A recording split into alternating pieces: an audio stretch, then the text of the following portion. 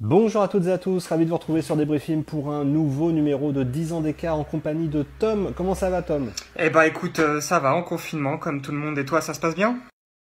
Eh bien tout se passe bien, d'autant qu'aujourd'hui on va parler d'un film de Paul Verhoeven, un réalisateur que j'affectionne tout particulièrement, en l'occurrence Hollow Man, son dernier film jusqu'à présent en tout cas aux États-Unis, film marquant également par son contexte puisqu'il sortait de deux échecs consécutifs, à savoir Showgirls puis Starship Troopers. Il faut rappeler que Starship Troopers, même s'il est devenu un peu culte aujourd'hui, était à l'époque considéré comme un échec, moins d'1 million d'entrées en France, moins de 500 000 entrées pour Showgirls.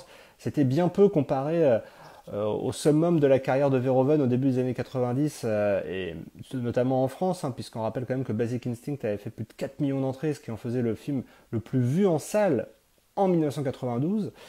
Donc c'est dire si on attendait Hollow Man, avec aussi son sujet un petit peu sulfureux autour de l'homme invisible et de ce que Verhoeven pouvait en faire, comme peut-être le rebond dans la carrière de Verhoeven. Toi, Tom, t'en as entendu parler comment? Puisqu'à l'époque, évidemment, tu avais, si ma mémoire est bonne, tout juste 3 ans. Un peu plus quand même, mais on n'est pas très loin.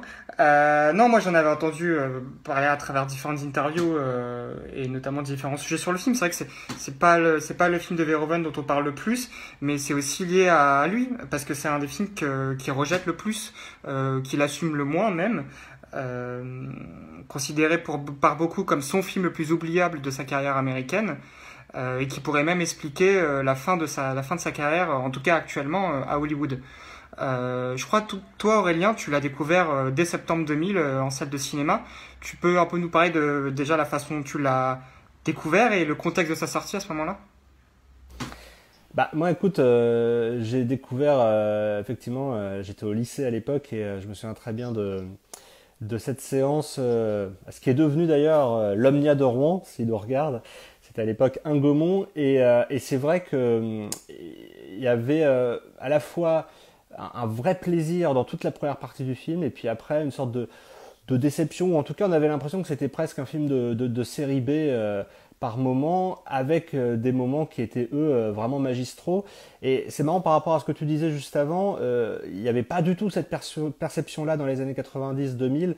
En tout cas en septembre 2000 quand il est sorti, faut vraiment voir à l'époque que Showgirls était considéré comme un navet absolu, que Starship Troopers n'était pas du tout le film qu'il est devenu aujourd'hui, à savoir qu'il avait été très contesté au moment de sa sortie, encore une fois, n'était pas du tout reconnu comme un film art et essai, comme il pourrait l'être potentiellement aujourd'hui.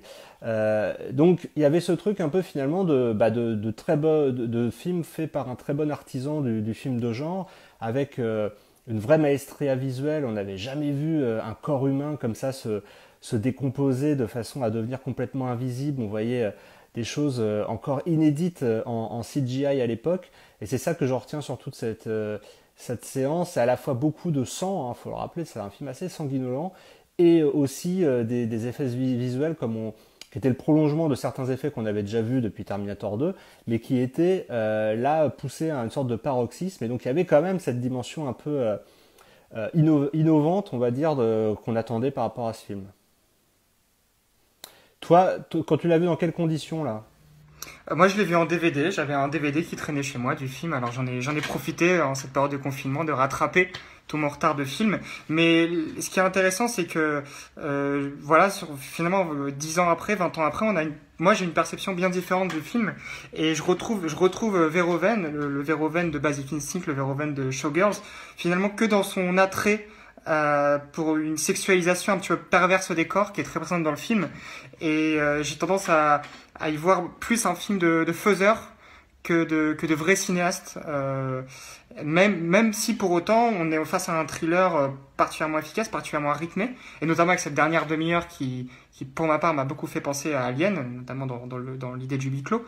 Mais j'ai eu du mal à retrouver la patte de Verhoeven dans ce film. Bon, en tout cas, le film en France a été plutôt un succès, 1,5 million d'entrées. C'était encore une fois pas au niveau des sommets de la carrière de Verhoeven, mais c'est quand même beaucoup plus même que le film Elle, qui pourtant jouit aujourd'hui d'une très très bonne notoriété et d'une très bonne aura auprès du public à essai.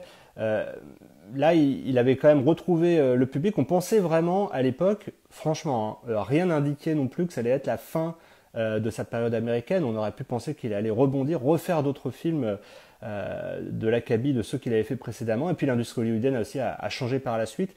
Et c'est vrai que ça a été une vraie coupure avant de le retrouver des années plus tard à la tête de Black Book.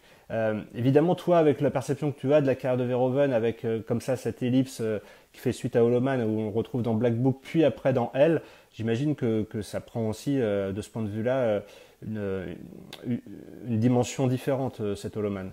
Ah oui, ça prend tout son sens. On peut sentir qu'à certains moments, il arrive au bout d'un cycle et au bout de peut-être sa liberté artistique.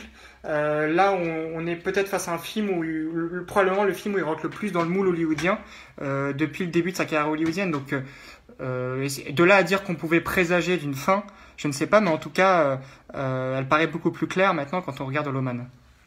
En tout cas, ce qui était assez amusant en termes d'entrée, c'est que le film a fait quasiment autant que Robocop, qui faisait 1,5 million d'entrées, qui était le premier film hollywoodien de Verhoeven, en tout cas considéré comme tel, puisqu'il y avait la chair et le sang qui était un peu entre les deux continents.